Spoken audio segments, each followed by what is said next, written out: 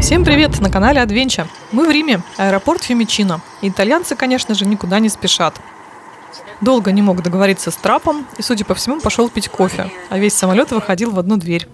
Мы вышли первый, а Артем последний. Аэропорт большой, но сумбурный такой. Едем в Рим. Такой вот у нас несколько раздолбанный автобус везет. С аэропорта Фьюмичино 1 час ехать. Билет в одну сторону стоит около 7 евро. При покупке туда-обратно цена немножко ниже. Автобус идет без остановок до вокзала Рома-Термини. Ну не Милан, да. Ну и получше стал, мне кажется. Хотя его не сильно-то и помню, но посовременнее стал, мне кажется. Мы здесь были в последний раз лет 10 тому назад, и с тех пор вокзал стал более современным. Но бездомных и полицейских по-прежнему много. Это и неудивительно. Раздача типа гуманитарной помощи. Вот тут волонтеры приехали на машине и раздают. Тут прям очередь такая образовалась. Прям с пакетами, да. Яйца, выпечку. Ага, прям куча вот отсюда. Мальтийский орден, типа. Видишь? Да. Мы подвигаемся от железнодорожного вокзала к нашему отелю. Чуть-чуть от вокзала отходишь, такой вход сразу. Там замок какой-то, да? А это остатки древней Аврелианской стены.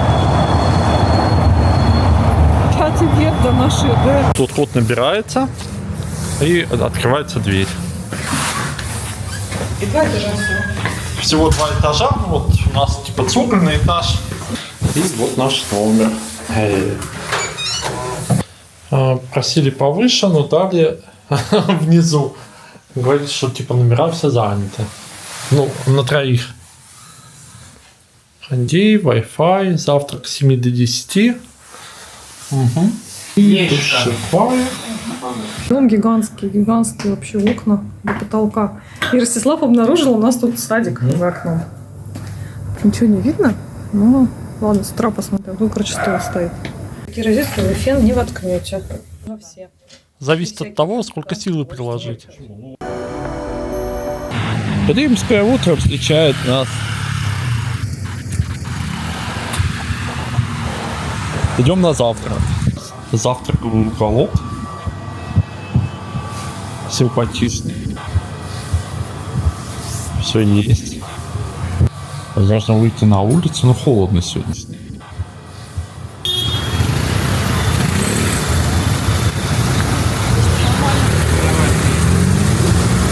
Ну а что делать? Ну что? Ходить будем. Ну вот так вот на светофорах.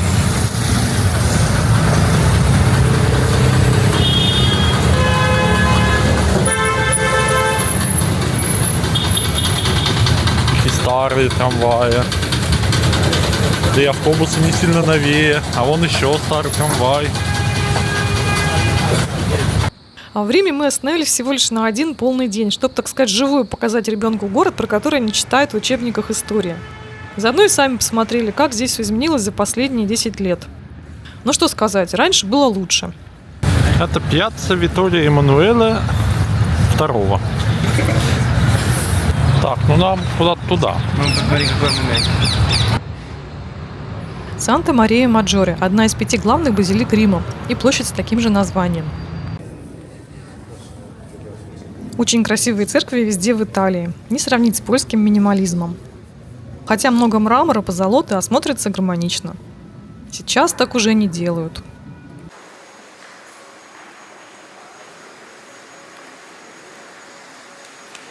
Дальше по Виа Кавур идем в сторону Колизея.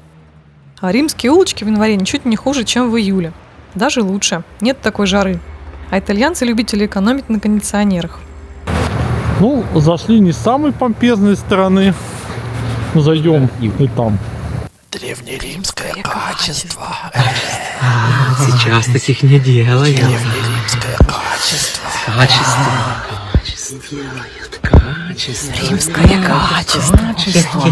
Тех времен. Раньше было лучше. Попугаи сидят. Строительство этой арки привело к разборке монументов, посвященных Трояну, Марку Аврелию и Адриану. В общем, раньше было гораздо меньше туристов, и вот этих вот страшных заборов повсюду не было. Что, дорогие друзья, мы с вами сегодня в качестве лошадей галопом бежим по ипподрому, чтобы попасть к кустам истины. Друзья, вот мы стоим в очереди к кустам истины. Смотрите, сколько желающих узнать истину. Не так уж и много. Никому истина не нужна сейчас. Говорят, это никому неизвестное место до фильма такого «Римских каникул», да? Так, ну-ка говори быстро. Ты будешь учиться хорошо или не будешь? Смотри, он правду сказал.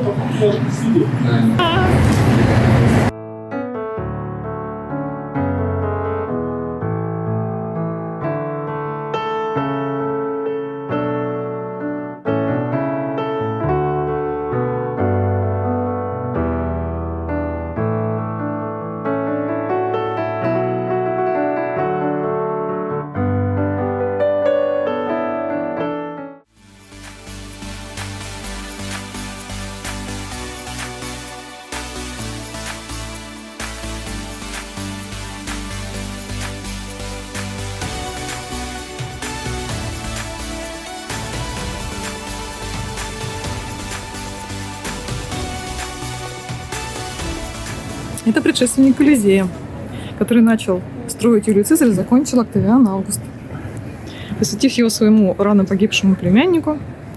Вот, а театры эти строились как очень хорошее средство для отвлечения народа от политических дел. Вход бесплатный. Вот так живешь, как на раскопках вечно.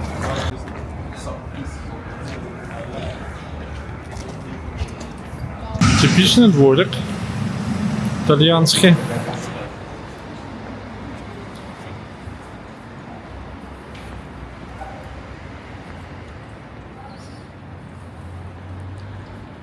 Старые дворы в Риме – это отдельный вид искусства. Если он открыт, обязательно загляните посмотреть, не пожалеете. Красивые старые улицы вокруг. Мы изменились, а Рим нет. Тоже немного поменялся. Заборы стали выше. Перед пантеоном большие толпы сидят. А это пантеон 11 лет назад, когда он еще был бесплатным. Сравните количество людей сейчас и тогда, причем это июль. А сейчас, напоминаю, январь. Заходим в платный пантеон. Когда он был бесплатный, очередей здесь вообще не было. Мы здесь были вообще одни.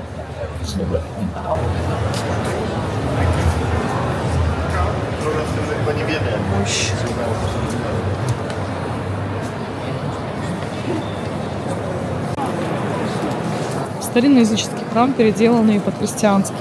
Появились огромные толпы туристов и ленточки, городушки. То есть в центр только просто уже не дойдешь, к сожалению. Для взрослого билет стоит 5 евро. Для детей до 25 лет 2 евро. Какая красота.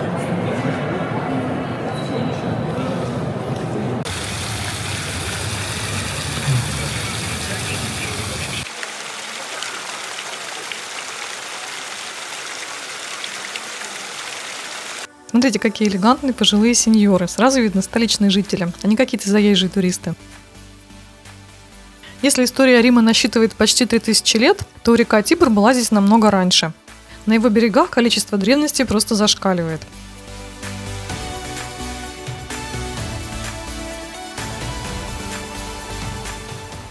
Эту римскую локацию можно не подписывать. Все знают площадь Святого Петра в Ватикане. Нескончаемая очередь. Да, ну движемся.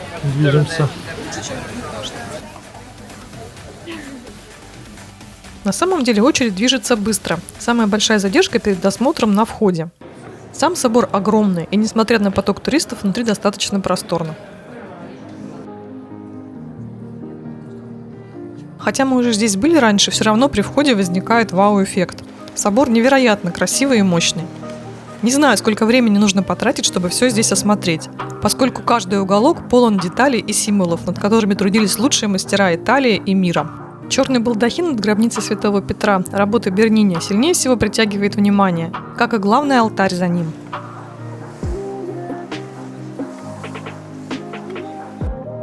Как правило, туристы, заходящие в храм, сразу поднимают голову и ходят в таком положении довольно долгое время. Некоторые открывают рты от изумления. А это одна из последних работ великого мастера – надгробный памятник понтифику Александру VII. Скульптура папы окружена аллегорическими фигурами, а у ног находится скелет с песочными часами, завернутый в мантию из красного мрамора. Базилика Святого Петра строилась с 1506 года в течение 120 лет. Интересно, что основным источником финансирования на ранних этапах строительства стала продажа индульгенций. Но мы постепенно направляемся к выходу этого огромного сооружения, вмещающего 60 тысяч человек. Несмотря на всю красоту главного католического храма, в настоящее время прослеживается тренд критиковать это великолепие за излишнюю роскошь и дороговизну, в то время как множество христиан во всем мире живут за чертой бедности. А сейчас будет рубрика «Мнение молодого поколения». Что, Ростислав, каковы твои впечатления? Я думал, что он будет намного меньше. Более маленьких размеров. Он огроменный просто. Да. Хотел бы сфотографировать Папу Римского, да? Да, я тоже бы хотел бы сфотографировать Папу Римского и выслать на WhatsApp. Своим этим одноклассникам, да? То, что я видел Папу Римского. Ну, давай походим, посмотрим, может, у тебя получится. А нам, кстати, в нашу прошлую поездку удалось мельком увидеть Папу Римского Франциска в одной из комнат в окружении группы людей. Так что все возможно.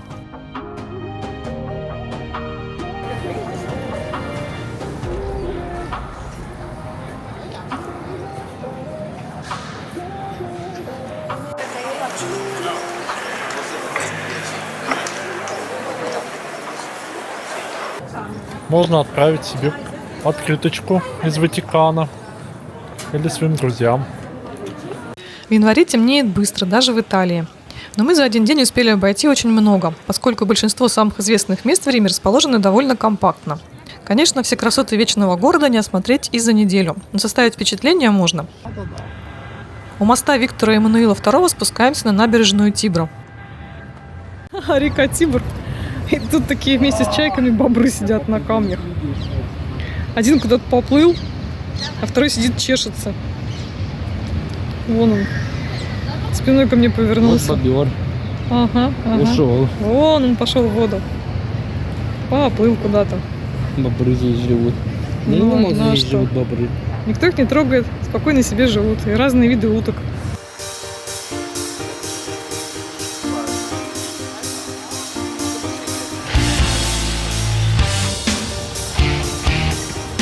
Впереди очень красивый мост Святого Ангела или Элиев мост.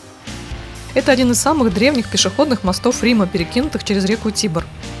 Он построен в 100-х годах нашей эры императором Адрианом.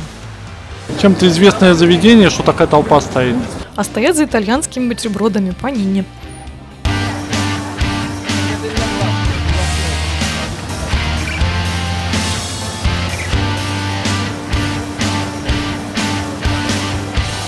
Ну и как же можно пройти мимо очередного главного символа Рима – фонтана Треви, который можно снять вот так, а можно и вот так. Главная достопримечательность называется фонтан Треви.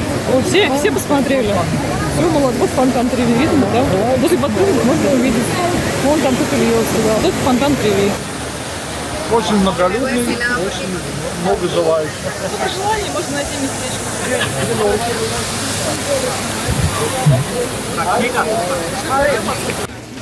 Если проявить некоторую смекалку и сноровку, то можно подобраться поближе. Говорят, что каждый день в чашу фонтана бросают от 3 до 4 тысяч евро разными монетами, которые затем идут на благотворительность. По вечерам улицы Рима наполняются туристами, приехавшими с экскурсий и отдыхающими итальянцами. После дневного перерыва открываются рестораны. Активно идет уличная торговля разным барахлом.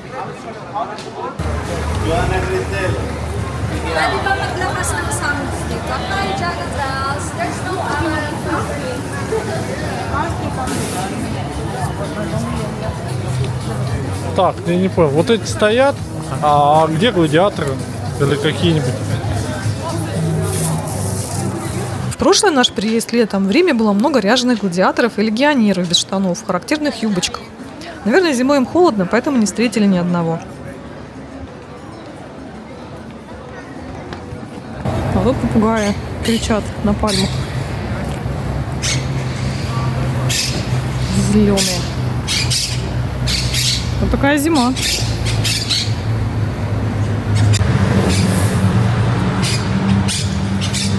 Не мама тут чайки рядом отдыхают.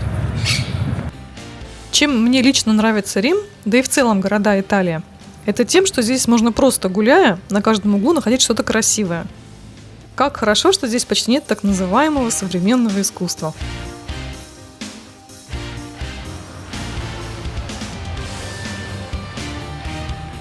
Жить у вокзала, конечно, удобно, хорошо экономит время, особенно в коротких поездках. Но приходится терпеть некоторые визуальные неудобства.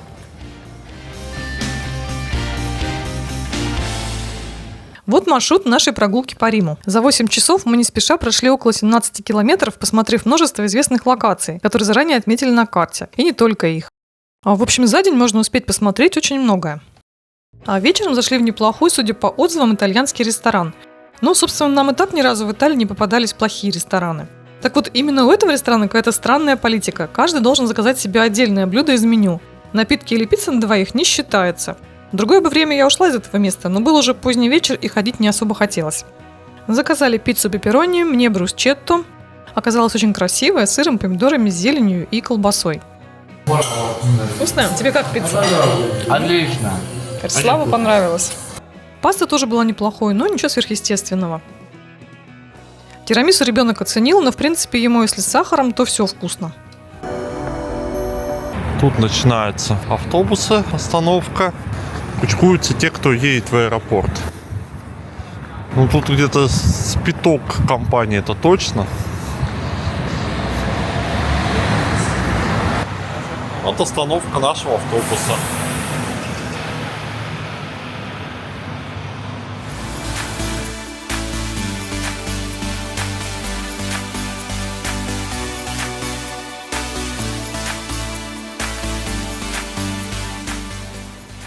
Аэропорт Фьюмичино довольно большое, расстояние между гейтами тоже, поэтому нужно приезжать немножко заранее.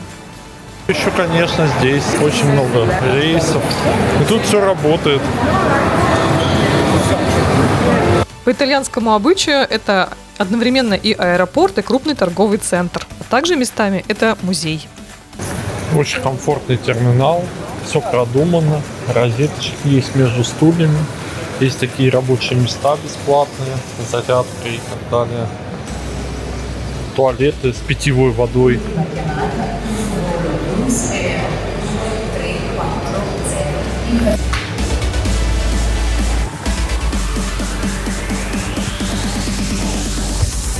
Ну а мы вылетаем в Варшаву. Подписывайтесь на наш телеграм-канал, где мы выкладываем дополнительные материалы. Ставьте лайки, пишите комментарии.